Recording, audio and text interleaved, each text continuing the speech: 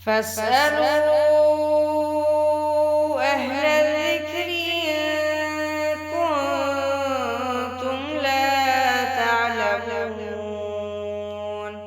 السلام علیکم ورحمۃ اللہ وبرکاتہ۔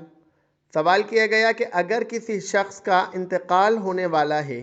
تو ان کے گھر والوں کو اس کے پاس سورہ یاسین کی تلاوت کرنا چاہیے یا نہیں کرنا چاہیے؟ دیکھیے، جس شخص کا موت کا وقت قریب ہے اس کے پاس سورہ یاسین کی تلاوت کرنا چاہیے یا نہیں کرنا چاہیے، اس مسئلے میں ائمہ کے درمیان ہمیں اختلاف ملتا ہے۔ امام شافعی، امام ابو حنیفہ اور امام احمد بن حنبل رحمۃ اللہ علیہ کے نزدیک سورہ یاسین کی تلاوت کرنا مستحب ہے، لیکن امام مالک رحمۃ اللہ علیہ اور بعض سلفی ائمہ کے نزدیک وہ کہتے ہیں کہ یہ عمل سنت سے ثابت نہیں ہے۔ یہ اختلاف اس بنا پہ ہوا کہ اس سلسلے میں ہمیں روایت ملتی ہے، لیکن اس روایت کے اندر محدثین کا اختلاف ہے کہ وہ روایت صحیح ہے یا ضعیف۔ جو روایت ہمیں ملتی ہے وہ مسند احمد اور ابو داؤد میں ہے، جس میں اللہ کے رسول صلی اللہ علیہ وسلم نے فرمایا کہ اپنے اموات پر سورہ یاسین پڑھا کرو، لیکن اس حدیث کے اندر محدثین کا اختلاف ہے کہ یہ حدیث صحیح ہے یا نہیں۔ بعض محدثین نے اس حدیث کو صحیح قرار دیا ہے اور بعض محدثین نے اس حدیث کو ضعیف قرار دیا ہے۔ اس حدیث کے اندر جو راوی ہیں وہ ابو عثمان ہیں، ان کے متعلق یہ بات کہی جاتی ہے، بعض محدثین نے ان سے گمان کیا کہ ابو عثمان سے مراد ابو عثمان نہدی ہیں، بعض محدثین نے کہا کہ نہیں، وہ ابو عثمان نہدی نہیں ہیں بلکہ کوئی مجہول شخص ہے، یہ روایت کرنے والا شخص کوئی ایسا شخص ہے جس کے متعلق ہمیں کوئی علم نہیں ہے۔ لیکن بعض محدثین نے کہا کہ یہ ابو عثمان نہدی ہیں اور یہ ثقہ راوی ہیں۔ اس سلسلے میں محدثین کا اختلاف ہوتا ہے۔ امام مالک رحمۃ اللہ علیہ نے اس شخص کے متعلق فرمایا جس کی موت کا وقت قریب ہے کہ اس کے پاس سورہ یاسین کی تلاوت کرنا یا کوئی اور سورت کی تلاوت کرنا، وہ کہتے ہیں کہ مکروہ ہے، کیونکہ اس سلسلے میں جو احادیث وارد ہیں وہ ضعیف ہیں، لیکن جمہور ائمہ اس حدیث کو صحیح قرار دیتے ہیں۔ اور ہمیں اس مسئلے کے اندر بہت سارے آثار ملتے ہیں، ائمہ کے اقوال ملتے ہیں، جس سے یہ ثابت ہوتا ہے کہ یہ عمل مستحب ہے۔ امام احمد بن حنبل رحمۃ اللہ علیہ نے حضرت صفان رحمۃ اللہ علیہ سے بیان کیا،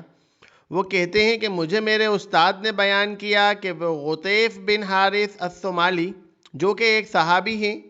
ان کی موت کے وقت وہ ان کے پاس حاضر ہوئے تو کہنے لگے، کیا تم میں سے کوئی سورہ یاسین کی تلاوت کرتا ہے؟ تو صالح بن شریح السکونی نے سورہ یاسین کی تلاوت شروع کی، اور جب وہ 40 آیت تلاوت کر چکے تو ان کی روح قبض ہو گئی۔ تو راوی کہتے ہیں کہ ہمارے استاد کہا کرتے تھے کہ جب میت کے پاس سورہ یاسین کی تلاوت کی جائے تو اس بنا پر،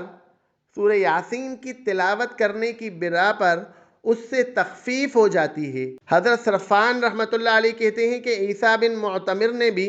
ابن معبد کے پاس سورہ یاسین کی تلاوت کی تھی۔ شیخ الاسلام ابن تیمیہ رحمۃ اللہ علیہ فرماتے ہیں کہ موت کے بعد میت پر قرآن مجید کی تلاوت کرنا بدعت ہے، لیکن برخلاف اس شخص کے جس کی موت کا وقت قریب ہے، اس شخص کے پاس سورہ یاسین کی تلاوت کرنا مستحب ہے۔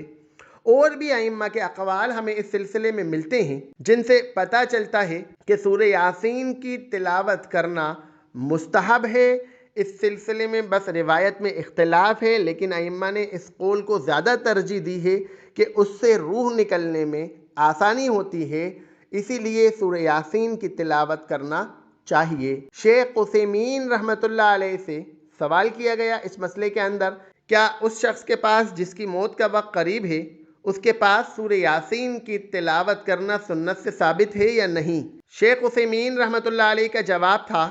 جس شخص کی موت کا وقت قریب ہے اس کے پاس سورہ یاسین کی تلاوت کرنا بہت سارے ائمہ اکرام کے یہاں سنت ہے، کیونکہ اللہ کے رسول صلی اللہ علیہ وسلم کا فرمان ہے، اپنے مرنے والوں پر سورہ یاسین کی تلاوت کرا کرو، لیکن یہ حدیث صحیح نہیں ہے۔ بعض ائمہ نے اس میں کلام کیا ہے اور اسے ضعیف قرار دیا ہے۔ تو جن محدثین نے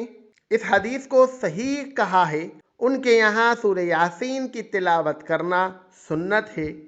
اور جن محدثین نے ائمہ نے اس حدیث کو ضعیف قرار دیا ان کے نزدیک یہ عمل سنت نہیں ہے۔ تو اس مسئلے میں ائمہ کے درمیان اختلاف ہے، بعض ائمہ اس کو سنت اور مستحب قرار دیتے ہیں اور بعض ائمہ اس سے انکار کرتے ہیں، لیکن جو ائمہ اس سے انکار کرتے ہیں ان کے نزدیک بھی اس کو کرنے میں وہ کہتے ہیں کہ کوئی حرج نہیں ہے، اچھی بات ہے اگر کوئی شخص